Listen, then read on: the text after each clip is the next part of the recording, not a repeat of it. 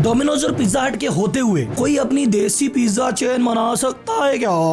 हाँ भाई, बना सकता है। और बनाई भी एक ऐसे आदमी ने जिसको फूड इंडस्ट्री का बिल्कुल एक्सपीरियंस नहीं था, और वो भी बिना इन्वेस्टर से 1 रुपया लिए बनाई है। बनाई तो ऐसी बनाई कि इंडिया की फास्टेस्ट ग्रोइंग पिज्जा चेन है। 1000 करोड़ का टर्नओवर है, 600 से ज्यादा स्टोर है, और डोमिनोज और पिज्जा हट के बाद तीसरे नंबर पे आती है। और ये सारा काम किया है मात्र 12 सालों में। जब ज़ूडियो बहुत तेजी से बढ़ता है तो हम लोग कह देते हैं अरे टाटा ग्रुप है, बड़े लोग हैं, ये तो कर लेते होंगे। पर जब कोई आम आदमी इतनी तेजी से बढ़ के टर्नओवर अचीव करता है ना, तो ऐसी केस स्टडी करने में मेरे को तो बहुत मजा आता है। तो आज सुनते हैं कि कैसे एक आम आदमी ने डोमिनोज और पिज्जा हट के होते हुए भी कैसे अपना एक अलग नाम बनाया। और इस केस स्टडी के बाद आप खुद को एनालिसिस करना, क्या आप भी एक बड़े ब्रांड के खिलाफ लड़ाई में उतर सकते हो और जीत सकते हो? क्या इतनी तेजी का स्कोप सिर्फ फूड बिजनेस में है, या किसी भी बिजनेस में इतनी तेजी से व्यापार बढ़ाया जा सकता है? तो अगर आप बिजनेस कर रहे हो, करना चाहते हो, और बिजनेस और मैनेजमेंट के लेसन को सीखना चाहते हो, तो ये वीडियो आपके लिए है। तो हो तैयार? क्या बोलती पब्लिक? जनता जनार्दन की जय बोल के कर दे वीडियो की शुरुआत।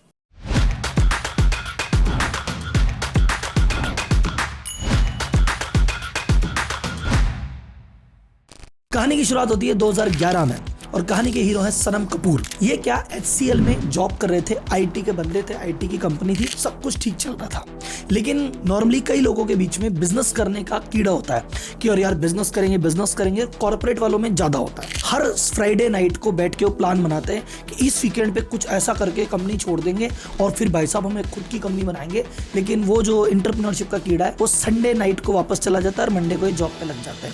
लेकिन इनका जो एंटरप्रेन्योरशिप का कीड़ा था ये जगह रहा, और ये खुद की कंपनी अलग से स्टार्ट करके ही माने। अब ये तो डिसाइड कर लिया कि खुद का काम करना है, कंपनी भी छोड़ दी, लेकिन क्या करें समझ नहीं आ रहा था। तो उन्होंने कहा जब कुछ समझ ही नहीं आ रहा तो वो चीज़ कर लो जिसमें अपन एक्सपर्ट हैं या जिसमें आपका इंटरेस्ट है। तो उनका एक्सपर्टाइज नहीं है पर इंटरेस्ट बहुत है फूड में, फूड का कुछ चालू करेंगे। तो सन 2011 में इन्होंने चंडीगढ़ में 120 स्क्वायर फुट की छोटी सी जगह लेके खुद का पहला पिज्जेरिया स्टोर डाला। उसका नाम डाला पिनोकियो पिज्जा। और जैसा शुरुआत में करते हैं, सेल्फ एम्प्लॉयड थे, सारा काम खुद कर देते। पिज्जा की रेसिपी बनाने से लेके ग्राहक के बिल काटने से लेके पैसे के हिसाब से लेके मार्केटिंग तक सब काम बेचारे खुद किया करते थे। याद करना, बात कर रहे हैं 2011 की।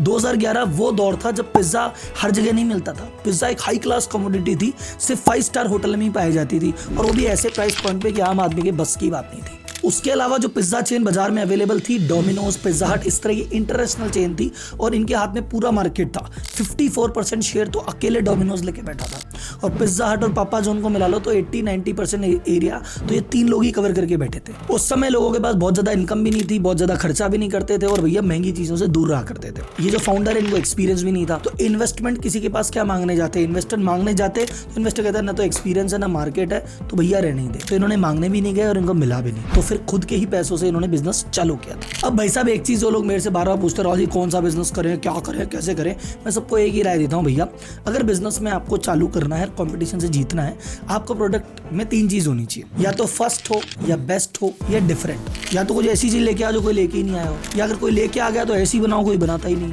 और या फिर कुछ हटके बना। तो इन्होंने क्या किया, उसी तरह के कॉन्सेप्ट पे काम किया। इन्होंने कहा यार दुनिया सब पिज्जा बेच रही, मैं भी सेम पिज्जा बेचूंगा, मेरे में डिफरेंस क्या है? फिर अगर सब जैसा बेच रहा हूँ तो फिर दुनिया डोमिनोज से खा ले। तो इन्होंने क्या किया, एक नया कॉन्सेप्ट जो कि वेस्टर्न कंट्रीज में देखा जाता था, वहां पे पूरा पिज्जा राउंड पिज्जा नहीं मिलता। वहां पे अगर आप ऑर्डर करोगे तो सिर्फ एक बड़ा स्लाइस भी आपको पिज्जा के रूप में दिया जाता है। इंडिया में ऐसा कोई कॉन्सेप्ट नहीं था। इन्होंने कहा कि मैं बड़े बड़े पिज्जा के स्लाइस दूंगा, इसलिए फिर इन्होंने अपनी कंपनी का नाम बदल के पिनोकियो पिज्जा से किया लापिनोज। लापिनोज का इटालियन में मतलब होता है जायंट पिज्जा। तो पहला डिफरेंस इन्होंने बाकी से ये किया।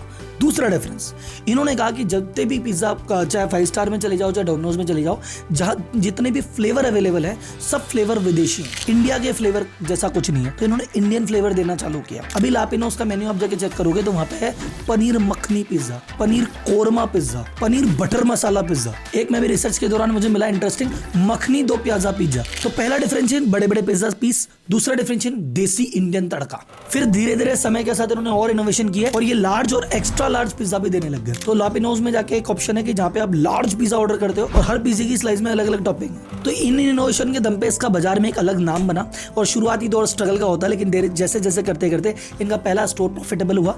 इन्होंने कहा प्रॉफिटेबल तो है पर चंडीगढ़ में यहाँ लोग कम है, अगर मुझे और ज्यादा स्पेस चाहिए तो भैया मोहाली में जाके इन्होंने दूसरी ब्रांच खोली। और वहां भी सेम कॉन्सेप्ट किया, अच्छा पॉपुलर हुआ। फिर इनकी जिंदगी में टर्निंग पॉइंट कब आया, जब एक इनका कस्टमर इनको आके बोलता है कि भैया क्या मस्त पिज्जा बनाते हो, फ्रेंचाइजी दोगे?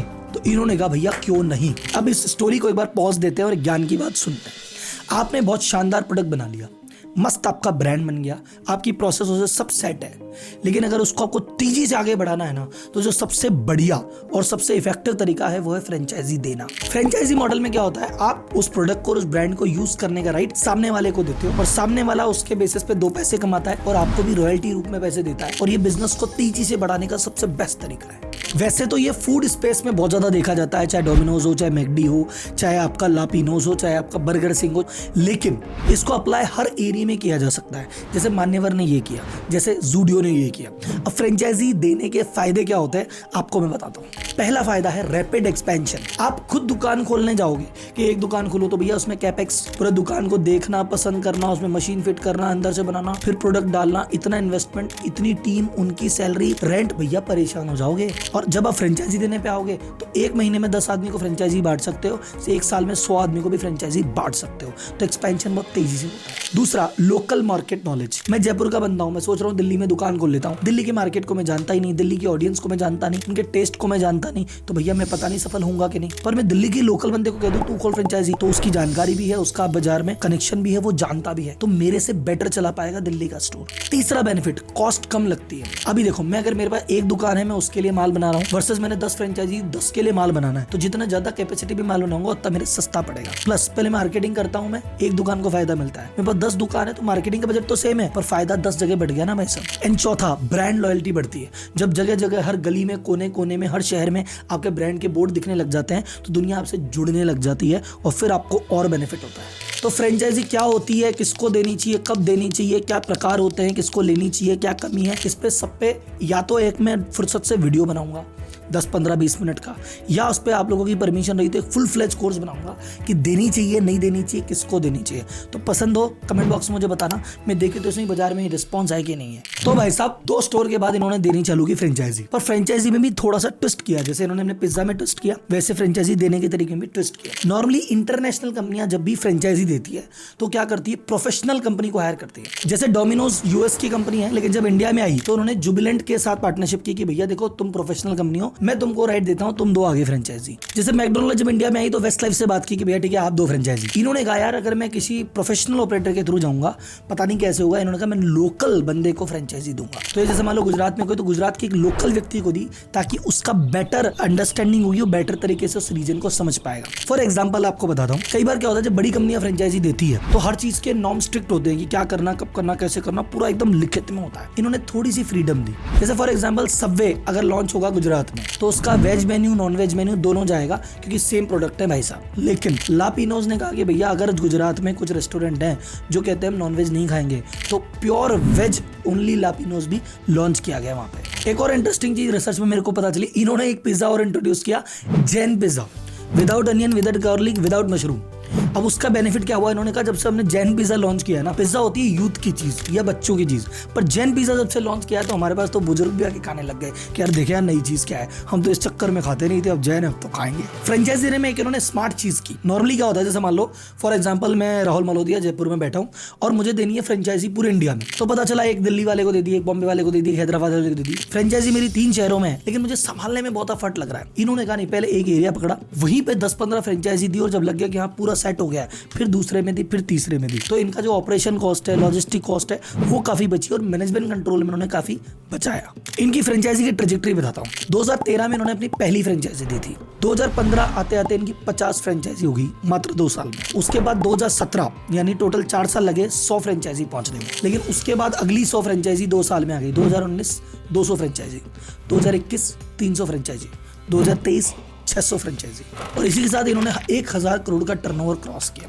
मेरी टीम कह रही थी सर जी लापिनोज को इतना बड़ा ब्रांड थोड़ी है, इस पे केस स्टडी कर रहे हो। बात तो आपकी सही है, ब्रांड इतना बड़ा नहीं है, लेकिन जिस ब्रांड में कुछ सीखने को मिल जाता है ना, उसकी केस स्टडी करना और आप तक पहुंचाना मेरा धर्म हो जाता है। अब आप बोलोगे ऊपर से देखने में लापिनोज क्या है, बोले लापिनोज भैया एक पिज्जा कंपनी है, तो इसका रेवेन्यू कहां से आना चाहिए, पिज्जा बेच के जो पैसा आएगा उससे रेवेन्यू आना चाहिए, राइट। जब कंपनी फ्रेंचाइजी देती है तो ये रेशियो थोड़ा सा उल्टा हो जाता है। जैसे शुरुआत में क्या करते थे, इन्होंने फ्रेंचाइजी दी और कहते थे टोटल सेल का 8% एज ए रॉयल्टी लेंगे और बाकी सारे प्रोडक्ट जो तुम तुम्हारे हिसाब से काम में ले लो, टमाटर आलू है, जो तुमको चीजें काम में लेनी है इसके इंग्रेडिएंट वो तुम अपने हिसाब से ले लो, मुझे तो सेल का 8% दे देना। लेकिन भाई साहब जो फ्रेंचाइजी है, फ्रेंचाइजी ओनर क्या कहता है कि भैया अपने को तो मार्जिन बढ़ाना है, तो आलू की क्वालिटी लोअर कर लो, टमाटर की क्वालिटी लोअर कर लो, आटे की क्वालिटी लोअर कर लो। ऐसे करने के चक्कर में भैया पिज्जा का ब्रांड डिस्टर्ब होता है। तो इन्होंने कहा तो बहुत गड़बड़ है।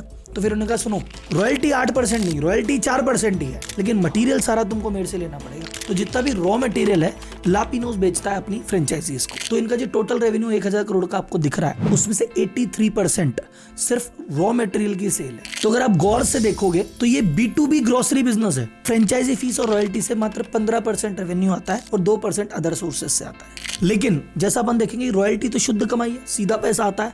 तो प्रॉफिट में एक गेम पलट जाता है। प्रॉफिट का निकालूंगा तो प्रॉफिट का 65% फ्रेंचाइजी और रॉयल्टी से आता है, बाकी 35% इससे आता है। अब तक की केस स्टडी सुन के भैया बहुत सारे युवाओं का मन हो गया होगा कि अरे भाई साहब ये तो मस्त चीज है, अपन भी ऐसा ही कुछ करते हैं। तो एक सवाल आपके मन में, क्या लापिनोज भविष्य में चाहे 5 साल बाद 10 साल बाद पिज्जा डोमिनोज को कभी हरा पाएगी? एक और दर्शकों के मन में सवाल आ गया होगा, सर देखो डोमिनोज ऑलरेडी है, लापिनोज ऑलरेडी है, क्या हम भी अगर हमारा रेस्टोरेंट ब्रांड डालें या फूड ब्रांड डालें तो क्या भविष्य में चलेगा कि नहीं चलेगा? क्योंकि बहुत सारे इंडियन एंटरप्रेन्योर इस स्पेस में काम कर रहे हैं, चाहे वाओ मोमो ले लो, चाहे बर्गर सिंह ले लो, और हमारे भी बहुत सारे ऐसे लोकल क्लाइंट हैं जो अभी तक 50-100 से ज्यादा फ्रेंचाइजी दे चुके हैं और फूड स्पेस में ही काम कर रहे हैं। तो वो भी जानना चाहेंगे कि सर हम सही जगह है कि नहीं।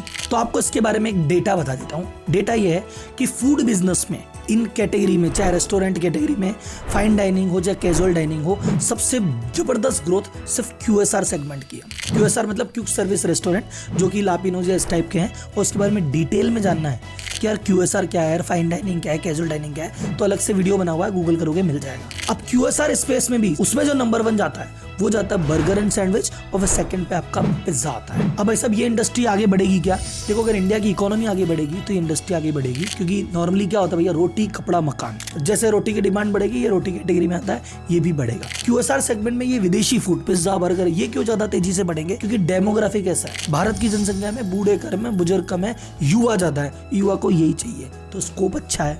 दूसरा, इन युवाओं की इनकम भी बढ़ रही है। पिताजी पैसे वाले हैं तो पॉकेट मनी अच्छी देते हैं और खुद कमा रहे हैं, तो भैया चाहे क्रेडिट कार्ड स्वैप करके कर देंगे, पर इन चीजों पे कटौती नहीं करते। तीसरा, लाइफस्टाइल बदल रही है। पहले भारत में महीने भर में 2 ऑर्डर होते थे स्विगी के, अब एक एवरेज आदमी महीने भर में 15 ऑर्डर मार देता है। US में यह आंकड़ा 40 से 50 तक जाता है और सिंगापुर में कई ऐसे कॉन्डोज हैं, अपार्टमेंट है जहाँ पे किचन ही नहीं होता, वहाँ सुबह शाम ऑर्डर करके ही खाना दिया जाता है। तो अब नेक्स्ट लापिनोज क्या कर रहा है, इंटरनेशनल जाने की तैयारी कर रहा है। ये पहली ब्रांच UK में, इंग्लैंड में खोल चुके हैं और अब इनकी प्लानिंग है कि श्रीलंका में, दुबई में, कनाडा में अपनी अगली ब्रांच डालने वाले हैं। और जैसा मैंने आपको कहा कि भैया पिज्जा सेकंड लार्जेस्ट सेगमेंट है, फर्स्ट है बर्गर और सैंडविच।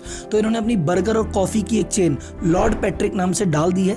पंजाब में ऑलरेडी 5 स्टोर है। तो जैसे लापिनोज का हुआ, शायद ये अगली फ्रेंचाइजी बहुत तेजी से बढ़ने वाली हो सकती है। कंक्लूजन जो मैंने शायद चिंग सीक्रेट में किया था, मैं यहाँ भी करना चाहूंगा। इकोनॉमी बढ़ रही है, अच्छा प्रोडक्ट बनाओगे, अच्छी सर्विस बनाओगे, थोड़ी मार्केटिंग ब्रांडिंग का ज्ञान है, तो 100 करोड़ या 1000 करोड़ की कंपनी बनाना आज की भारत में कोई बड़ी बात है नहीं।